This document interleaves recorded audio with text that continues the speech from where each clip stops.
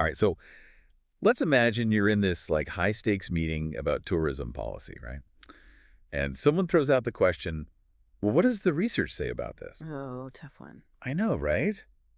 Wouldn't it be awesome to have like the latest insights just ready to go? Absolutely. Well, today that's exactly what we're diving deep into. Perfect. This study from tourism management. It's all about how research in the world of hospitality and tourism, Mm-hmm. how can we use it to make a real impact? Especially when we're talking about shaping policy. For sure. The study's called The Why, How, and What of Public Policy Implications of Tourism and Hospitality Research. Catchy. I know, right? Yeah. And it's got some really interesting findings about how research and policy are connected. Yeah. And even more importantly, how we can strengthen that connection. Yeah. Definitely. Get ready for some real-world examples, some actionable advice. Love it. Because this deep dive is all about turning knowledge into action. Actually doing something with what we learn.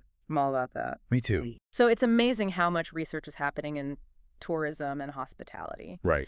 But this study, it found that less than 1% of these research articles actually look at the policy implications. 1%. Yeah, That's like incredibly tiny. it is. It's like having this huge library of travel guides, but no one ever uses them to actually plan a trip. That's a great analogy. So why is this gap there? Like, why aren't we connecting research and policy more effectively?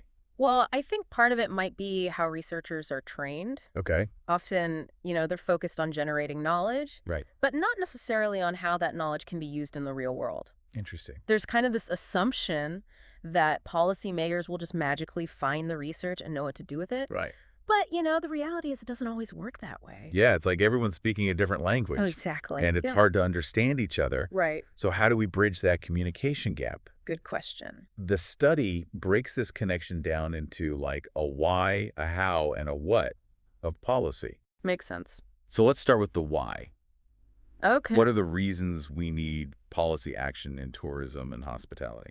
Well, the study really focuses on this concept of market failure. Market failure. Yeah, it's this idea that sometimes the free market just doesn't lead to the best outcome for everyone. Okay, I get the idea, but what does market failure look like in the real world? Like, give me an example. Sure, so picture this beautiful coastal town that just gets flooded with tourists. Okay. The huge number of visitors leads to pollution, traffic jams, and then housing prices go through the roof, Oh, no. which ends up pushing out the locals. Right. So that's a classic market failure where the businesses are making a profit, Uh-huh. but they end up harming the environment and the community in the process. So in that case, it's like the invisible hand of the market needs a little help from policy Exactly. to make sure that everyone benefits from tourism, Right. not just a select few. Precisely, and the study goes even beyond just the economic factors. Okay. It also talks about system failures. Interesting. Where different parts of the tourism system aren't working together effectively.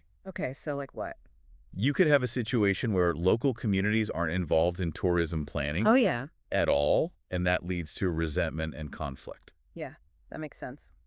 So we've talked about economics and these systems working together or not. Right. What about that lack of diversity you mentioned earlier? Oh, that's really important. Okay. The study highlights how important diverse perspectives are in policymaking, especially gender diversity. Okay. And actually, one study from the research looked at cultural tourism in Botswana, Okay. and it found that women face major barriers to participating in this sector. Wow. That's a stark reminder that when we lack diversity, policies can actually exclude certain groups. Yeah, it's like trying to build a house with only one type of tool. Yeah. You're going to end up with a pretty strange structure. It's true. It's about recognizing that everyone has something to contribute, Right. and that having diverse voices at the table leads to more effective and equitable policies. Okay, so we've unpacked the why of policy, like what's driving the need for action. Right. Now let's move on to the how. What role does policy actually play in shaping tourism? Well, policy can do a lot of things. Okay. It can offer incentives for behaviors we want to see. Ah. It can compensate for economic losses. Okay. And it can even promote education and awareness. No, it's not just about setting rules. Nope. It's about actively shaping the direction of the industry. Exactly. Can you give me some specific examples of how this works in the real world? Absolutely. So, For example, a government could give hotels tax breaks or subsidies if they adopt energy-saving practices, Okay. or they could invest in training programs to give locals the skills they need for tourism jobs, Right. which would then boost the local economy. Got it. So policy can be a really powerful tool Very much for so. making the industry more sustainable, more fair, and helping it grow economically. That's the goal. What else does the study reveal about this how of policy Well, one key takeaway is this shift from a top-down approach. Okay. to one that focuses on collaboration and coordination between all the different people involved? So instead of policymakers just making decisions on their own, Exactly. it's about bringing everyone to the table. It is.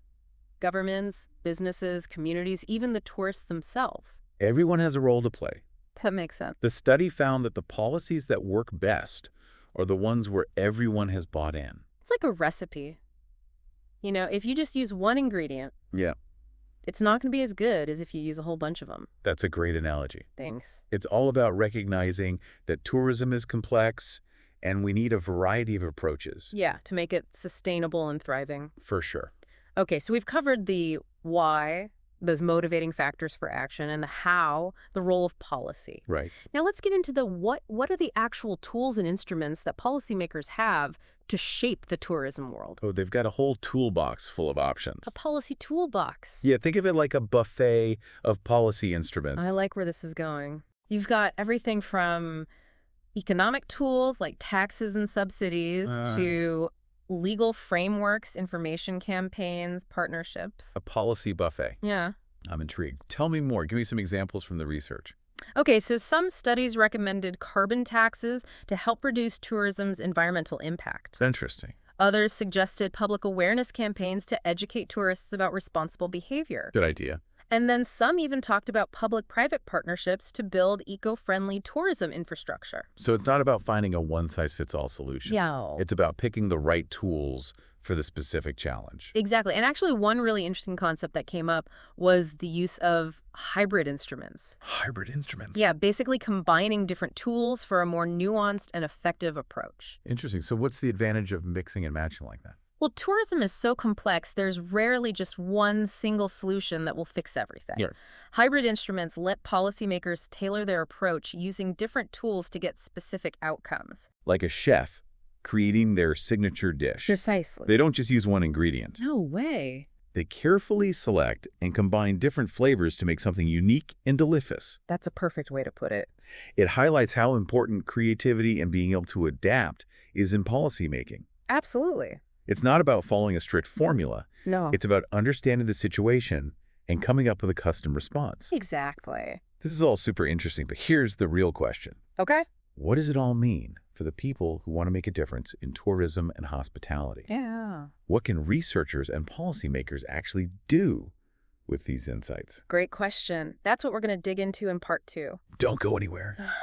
We'll be right back with actionable insights on how to turn all this research into real-world impact. I'm excited. Me too. Welcome back to our deep dive. We're talking about how to close that gap between research in tourism and hospitality and the policies that actually shape this industry. Right, last time we looked at the why, the how, and the what of policy in tourism and hospitality. Exactly. Now let's get practical. Okay. What can researchers and policymakers actually do to take those research findings and make real changes in the world? The study's got some great advice for researchers. Okay. And it all starts with asking the right questions from the very beginning. So instead of just researching tourist behavior broadly, how can researchers frame their questions to be more useful for policymakers? Okay, so let's say a researcher wants to study the impact of Airbnb on a historic city center. Okay.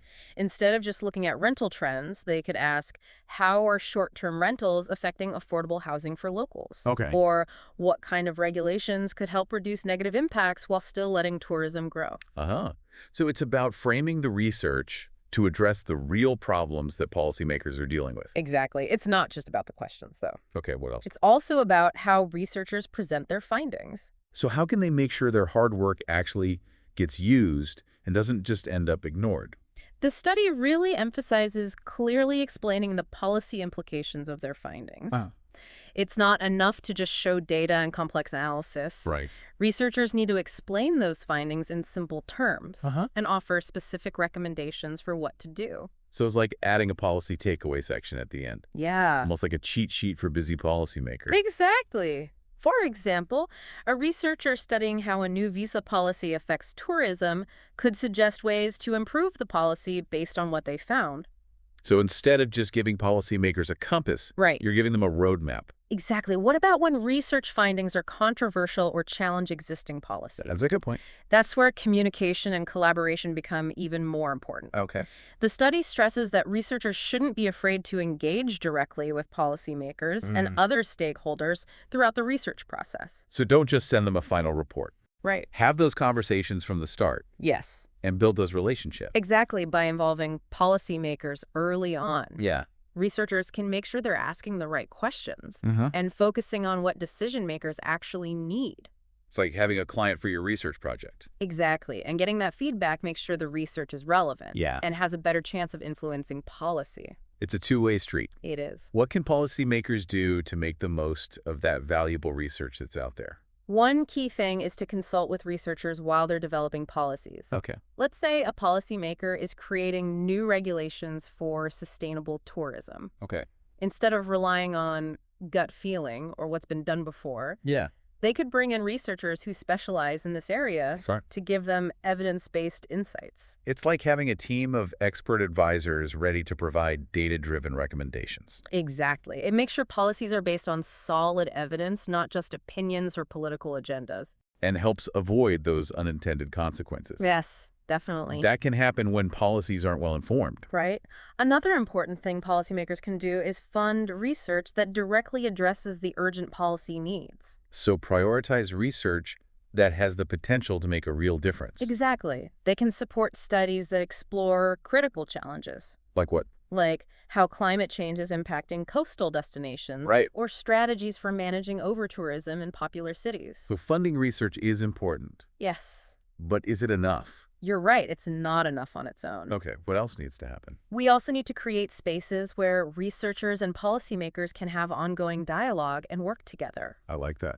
Think about regular forums or conferences Yeah. where they can share findings, discuss new trends, and brainstorm solutions together. It's about building a culture of collaboration. Yeah, And using evidence to make decisions in tourism and hospitality. exactly. Another idea is to create user-friendly online platforms where policymakers can easily find summaries of relevant research Interesting. written in plain language Yeah. and tailored to their specific needs. That's a great idea. It's like a one-stop shop for policymakers Exactly. to find the latest research on tourism and hospitality. Right, without having to sift through tons of academic jargon. This study focused on researchers and policymakers. Right. But what about everyone else? Good question. What about industry leaders, local communities, even tourists themselves? Yeah, Do they have a role in bridging this research policy gap? that's a great question, and that's exactly what we'll be exploring in the final part of our deep dive. Don't miss it. We're about to reveal the missing piece of the puzzle It's a big one. and find out how everyone involved in tourism and hospitality can contribute to making the industry more sustainable, more equitable, and more research-informed. I can't wait. All right, so welcome back to our deep dive into the world of tourism and hospitality research and how it impacts policymaking. Glad to be back. Me too. So we've already explored like the why, the reasons behind policy, the how, the role it plays, and what those actual tools policymakers use. Right. And of course, we talked about how researchers and policymakers can work better together to turn research into real change. Mm-hmm. But as we mentioned in part 2, there's one more piece of this puzzle we need to talk about. Yes. The role of all the other stakeholders. Super important. It's like recognizing that tourism is this huge ecosystem Yeah. and everyone has a part to play in making sure it's sustainable and successful. Absolutely. So we're talking about industry leaders, the people running hotels, tour companies, restaurants, everyone, Right. and of course the local communities. Yeah, the people who actually live in the destinations. Exactly. They experience the effects of tourism firsthand. Right. And we can't forget about the tourists themselves. Yeah. They're a huge part of it. They are. It's like this giant web. It is. And if one strand breaks, the whole thing could fall apart. True. So how do we make sure all those different voices are heard? All right, how do we create policies that actually work for everyone? Well, the study really stresses collaboration and coordination, but it doesn't go into a ton of detail about how to actually engage stakeholders effectively. Okay, but are there examples out there that we can learn from? Oh, yeah, definitely tons of real-world examples. Okay, like what? Imagine a destination management organization that's creating a new sustainable tourism strategy. Okay. They could hold workshops or focus groups and bring in industry people, community members, even tourists Right. to get their input and feedback. So everyone's voice is heard. Exactly. That way the strategy reflects everyone's needs and perspectives. But how do you go beyond just listening? Right. How do you actually use that stakeholder input when making those final policy decisions? It takes a real commitment to transparency and collaboration. Okay. Policymakers have to be willing to share information, explain their reasoning, Right. and be open to compromise. Makes sense. And stakeholders need to be ready to engage constructively, even when they disagree. It sounds like trust is a really big factor here. It's huge. When people feel heard and valued, Yes. they're much more likely to support those policies. Even if they don't agree with every little thing. Exactly. Yeah. Okay, so stakeholder engagement is key. It is. Now, what about industry leaders specifically? Okay. They're the ones running the businesses, Right. so they have a unique perspective. They do. What role can they play in all of this? Well, they're in a great position to actually put research findings into practice. So instead of just talking about sustainability, Right. they can actually implement those recommendations in their businesses. Exact. Lead by example. Right, and inspire others to do the same. For sure. For example, a hotel chain could use energy-saving practices Uh-huh. based on research about reducing their carbon footprint. Okay. Or a tour operator could create new itineraries that are designed to have a minimal impact on the environment. Yeah, those actions could inspire other businesses to follow suit. Absolutely, but let's be real. Okay. Not all businesses are equally committed to sustainability. Right, so how do we encourage those who might be lagging behind? That's where policy can really make a difference. Go. Governments can create incentives like tax breaks or subsidies for businesses to adopt those sustainable practices. Right. They can also set standards and regulations that require businesses to meet certain environmental or social criteria. And consumers can play a role too, Absolutely. by choosing to support businesses that are walking the walk. Exactly. It's about making sustainability the smart choice. Yes, not just the right choice. For businesses. So let's talk about local communities. Okay. They often experience the downsides of tourism most directly. They do. So it's really important that their voices are heard when making policies. How do we ensure that happens? One important step is empowering those communities to participate in tourism planning and development. So giving them a real voice in how tourism is managed in their area. Exactly. Not just treating them as passive beneficiaries or, bearing the burden. Right. It's about shifting the power dynamics. Yes. And recognizing that local communities have the most to lose or gain. Absolutely. And research can help here too. Okay, how so? Researchers can work directly with communities to document the impacts of tourism, Okay. identify potential solutions, Right. and provide them with the information they need to advocate for their interests. So empowering them with the knowledge and tools to shape their own future. Exactly, instead of just being subject to external forces. Okay, we've talked about industry leaders and local communities. Now, what about the tourists themselves? Oh, they're a huge part of this. Right, they're the ones creating the demand for tourism. Exactly. So they have a big impact on its sustainability. How can we bring them into this research policy connection? It's all about education and awareness. Okay, Tourists need to understand the impact of their choices right. and how they can contribute to a more sustainable and responsible tourism industry. So making them more aware of their impact. Exactly, both positive and negative on the places they visit. And there are a lot of creative ways to do this, right? Oh, yeah. Tons. Like what? Destination marketing organizations could include sustainability messages in their campaigns, highlighting eco-friendly options for activities and places to stay. Okay. Travel agencies could promote tours and experiences that benefit local communities Right. and minimize their environmental impact. And what about hotels and restaurants? They could provide information about local sustainability initiatives and encourage guests to participate. So it's about making responsible tourism more appealing Yes. and accessible. Not just something that feels niche or preachy. Right, and it taps into that growing demand for sustainable travel. It does, especially among younger generations. Right, a lot of travelers want to make a positive impact. Yeah, and we can help them do that by showing them the options. It's a win-win. It is. Tourists feel good about their choices. Yep. And destinations benefit from a more sustainable form of tourism. Now we can't forget about travel influencers and bloggers. Oh, yeah.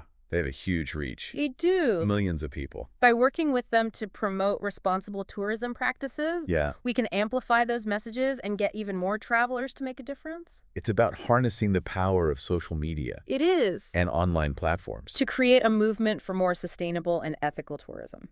So that's it. It is. Our deep dive into the world of tourism research and policy making. We've covered a lot. We have. The why, how, and what of policy. Mm-hmm.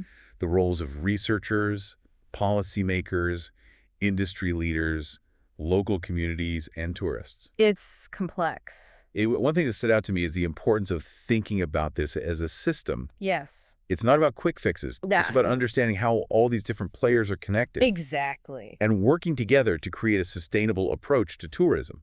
That's a great point. It's not just an industry. It's a complex ecosystem that needs to be carefully managed. Everyone. Exactly.